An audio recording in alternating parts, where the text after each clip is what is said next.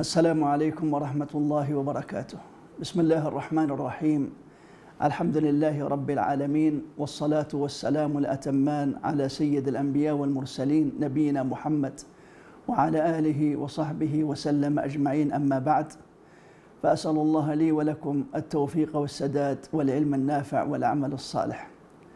أيها الإخوة في الله، إن من توفيق الله سبحانه وتعالى للعبد أن يوفق للعمل الصالح، وهذا العمل الصالح نعمة من نعم الله عز وجل.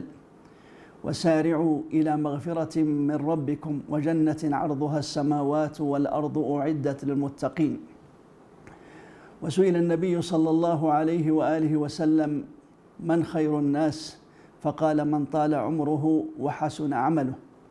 فالتوفيق للعمل الصالح نعمة من نعم الله، والعبد يستدرك في هذه الحياة الدنيا الأعمال الصالحة ما دام في زمن المهلة والإمكان. والكيس من دان نفسه وعمل لما بعد الموت، والعاجز من أتبع نفسه هواها وتمنى على الله الأماني. إنا لنفرح بالأيام نقطعها، وكل يوم مضى يدني من الأجل. فالعمل الصالح نعمة من نعم الله، ولله عز وجل خواص في الأزمنة والأمكنة والأشخاص، ومن هذه الخواص استثمار الأوقات الفاضلة التي حث عليها شرعنا الكريم. ومن تلك الأوقات الفاضلة والأزمنة الكريمة لا شك يوم عاشوراء، الذي هو سنة عن النبي صلى الله عليه وسلم، أعني صيام يوم عاشوراء.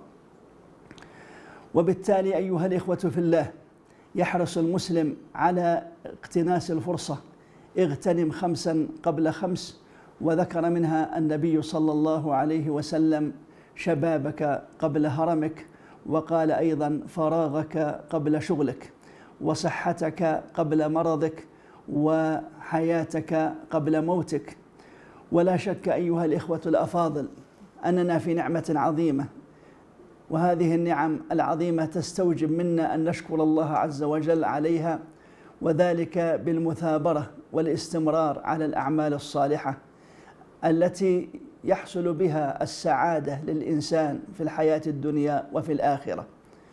وإن من الأعمال العظيمة التي يحرص عليها المسلم في هذا الشهر، وهو شهر الله عز وجل المحرم، هو صيام يوم عاشوراء، الذي وردت به النصوص الشريفة والأحاديث النبوية عن النبي صلى الله عليه وآله وسلم. أيها الإخوة في الله، شهر الله المحرم هو فاتحة الشهور، وهو من أعظم الشهور عند الله عز وجل. والنبي صلى الله عليه وسلم سئل عن أفضل الصيام بعد رمضان، فقال: صيام شهر الله المحرم. ومن أعظم ما ينبغي أن يصام في هذا الشهر هو يوم عاشوراء. صيام يوم عاشوراء اليوم 10 من شهر الله المحرم، فقد كان اليهود يعظمونه ويصومونه، وكان الجاهلية أيضا يعظمونه ويسترون فيه الكعبة ويصومونه. وفي الحديث عن ابن عباس رضي الله عنهما في الصحيحين أن النبي صلى الله عليه وآله وسلم قدم المدينة فوجد اليهود يصومونه، فسأل عن هذا اليوم، عن يوم عاشوراء الذي يصومونه. قالوا: هذا يوم أنجى الله عز وجل فيه موسى وقومه من فرعون وقومه، فصامه موسى شكرا لله عز وجل. فقال: أنا أحق بموسى منكم، فصامه صلى الله عليه وسلم وأمر بصيامه. وفي صحيح مسلم عن أبي قتادة رضي الله عنه أنه سئل النبي صلى الله عليه وسلم عن صيام يوم عاشوراء، فقال: إني أحتسب على الله أن يكفر السنة التي قبله. فاحرصوا أيها الإخوة الأكارم على صيام هذا اليوم العظيم، فهو يوم كريم وفضله عميم وثوابه جزيل، والسعيد من وفق لاغتنام هذا اليوم فصامه شكرا لله عز وجل، فهو صوم تكفر فيه السيئات وتغفر فيه الذنوب، وهذا من أعظم الأعمال التي يتقرب بها الإنسان إلى ربه. أيها الإخوة الأفاضل، وصوم يوم عاشوراء ذكر الفقهاء أنه على مراتب، فمن أعلى المراتب أن يصوم يوما قبله ويصوم يوم عاشوراء، أعني 9 مع 10. وقال النبي صلى الله عليه وآله وسلم: لئن بقيت إلى قابل لأصومن 9، وذلك مخالفة لليهود. والمرتبة الثانية أن يصوم 10 مع 11، وهذا أيضا وردت به السنة.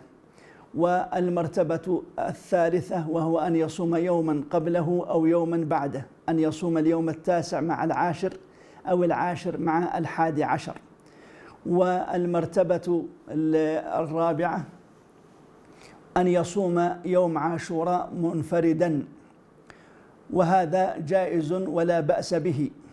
وبالمناسبة فإن صوم يوم عاشوراء في هذا العام 1447 من هجرة المصطفى صلى الله عليه وسلم سوف يصادف يوم السبت، فيسأل بعض الإخوة: هل يجوز لي أن أصوم يوم السبت منفردا، وذلك لعذر أو لغيره؟ فالصحيح من كلام أهل العلم أنه يجوز صومه مفردا ولله الحمد، فيجوز أن تصوم يوم عاشوراء مفردا ولله الحمد، وإن تيسر لك أن تصوم يوما قبله أو يوما بعده فهذا أفضل وأحسن وأعظم أجرا عند الله.